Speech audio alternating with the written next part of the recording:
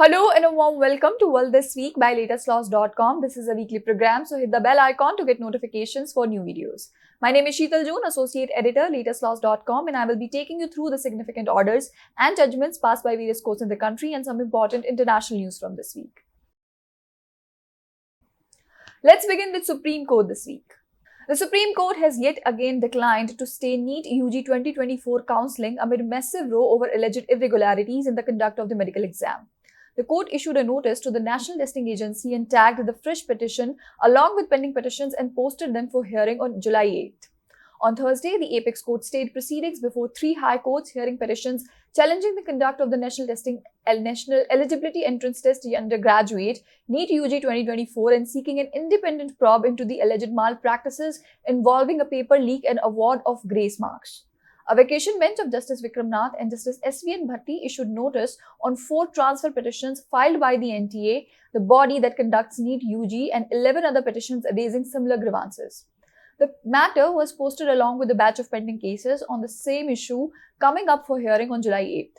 Last week, the court had refused to stay the counselling, observing that even a minor negligence need to be dealt with thoroughly. The Supreme Court has held that the Arbitral Tribunal is required to fix a meeting for a hearing even if the parties to the proceedings do not make such a request, for it is the tribunal's duty to adjudicate upon the dispute. A division bench of Justice Abhay S. Oka and Justice Ujjal Bhuyan stated that the power of Section 32(2)(c) of the Arbitration Act could be exercised only if for some reason the continuation of the proceedings has become unnecessary or impossible. If the said powers are exercised casually, it will defeat the very object of the enacting the Arbitration Act. The court deliberated on the object of the Arbitration Act and stated that an arbitrator who has accepted his appointment cannot say that he will not fix a meeting to conduct arbitral proceedings or a hearing date unless the parties request him to do so. It is the duty of the tribunal to do so. According to Section 32(c), the mere existence of reason for termination is not sufficient. The reason must be such that the continuation of the proceedings has become unnecessary or impossible. If the claimant fails to file his statement of claims, then in view of Section 25A of the Arbitration Act, the arbitrator is bound to terminate the proceedings. The Apex Court has underscored the high standards of professionalism and precision expected in legal drafting, especially at the Apex Court level, as it admonished a lawyer for submitting a poorly drafted petition riddled with factual errors and inconsistencies. A vacation bench of Justice Rajesh Bindal and Justice P.B. Varale asked the counsel, arguing in a bail matter, that can any garbage be thrown in the Supreme Court? The bench's frustration was palpable as it scrutinized the petition, which was marred by factual inaccuracies, spelling mistakes, and apparent copying from another case. The petition, ostensibly seeking regular bail for the petitioner, referenced anticipatory bail instead. Now let's have an overview of high courts. Quashing a preventive detention order, the Jammu and Kashmir and Ladakh High Court has declared that the term security of the state is obsolete in the context of Jammu and Kashmir since its reorganization as a union territory in 2019.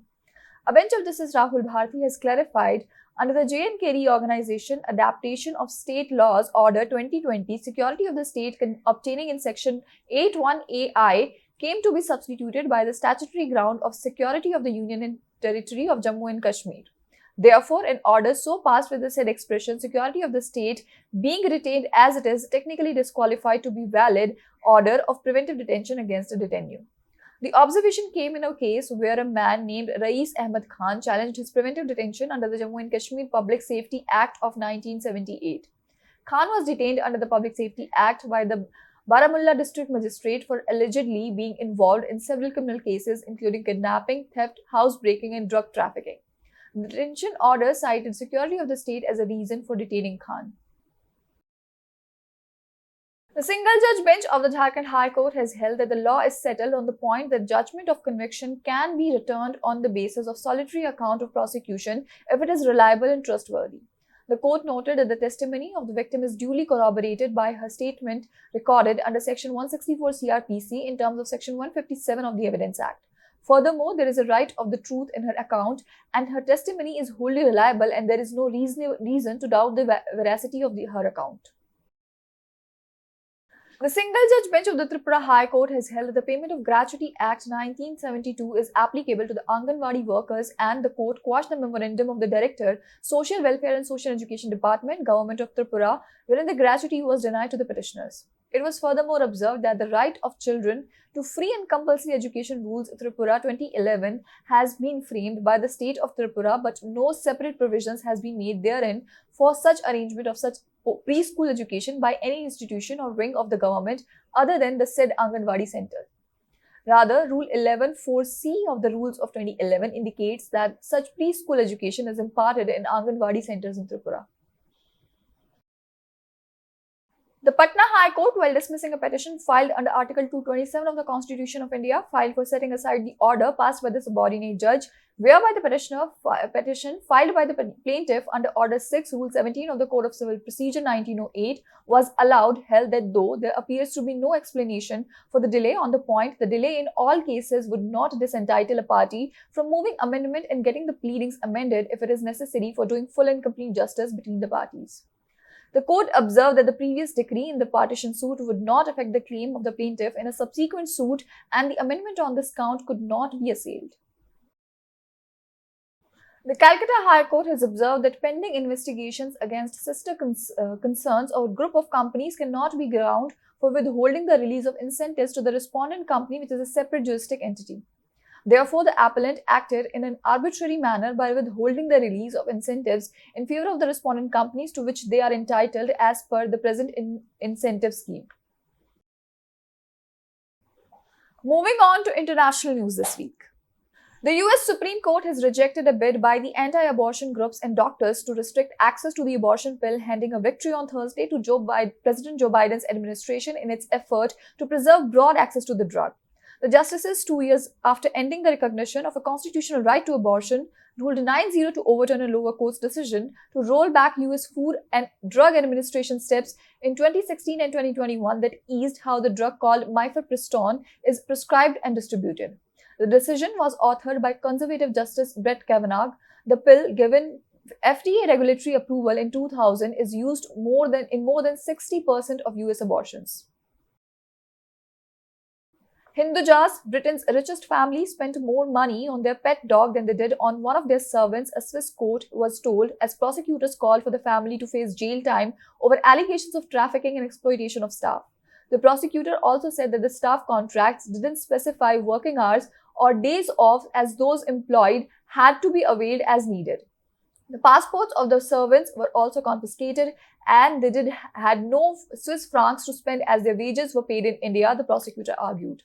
Servants couldn't leave the house without their employer's permission and had little to no freedom, he added. Prosecutors sought jail time for Ajay Hinduja and wife Namrata and demanded the family cover 1 million Swiss francs in court costs and pay 3.5 million francs for a compensation fund to the staff. Sri Lanka's Supreme Court has given Prime Minister Dinesh Gunawardena, the cabinet and the Adani Group 3 weeks to file the preliminary objections to a petition filed by an environmental group against the wind power project undertaken by the Indian conglomerate in the country. Sri Lanka's Adani Group renewable project entails 2 wind energy projects, a 250 megawatt in the northeastern district of Mannar and a 234 megawatt project at Punerian in the north. The total investment was to be $750 million. An environmental rights group has claimed in court that a decision by the cabinet to treat the Adani wind power project as a Sri Lanka Indian government-to-government venture was illegal and that it would cause immense damage to the migratory bird population, causing environmental hazards. In the end, we have miscellaneous news. The Union Cabinet has approved the National Forensic Infrastructure Enhancement Scheme to improve the criminal justice system through scientific and timely forensic examination of evidence. The government allocated more than 2,000 crores of campuses, labs, and infrastructure enhancement. The scheme aims to train 9,000 students in forensic sciences annually. It plans to establish branches of the Gandhinagar-based National Forensic Science University (NFSU) in all 28 states and union territories. The National Crime Records Bureau has unveiled a significant digital tool ahead of the enforcement of the new criminal laws set to take effect from July 1st. The newly launched mobile application titled NCRB Sankalan of Criminal Laws aims to serve as a comprehensive guide consolidating essential information about the upcoming legal reform in one accessible platform. Designed to cater to a wide audience ranging from the general public to legal professionals, the app includes detailed compilations of three major legislations: Bharatiya Nyaya Sanhita, Indian Penal Code; Bharatiya Nagrik Suraksha Sanhita, Code of Criminal Procedure; and Bharatiya Sakshya Adhiniyam, Indian Evidence Act. It provides users with an indexed structure linking all chapters and sections of these new laws, facilitating ease of navigation and references. One of the key features of the app is its section-wise comparison between the old and new laws, enabling users to quickly grasp the changes brought by the updated legislations.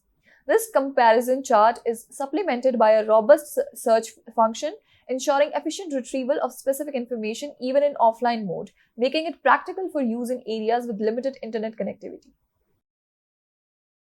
Thank you for watching and have a nice day. This is a weekly program, and to get more information, please check the description box, and for weekly updates, like and subscribe to our channel.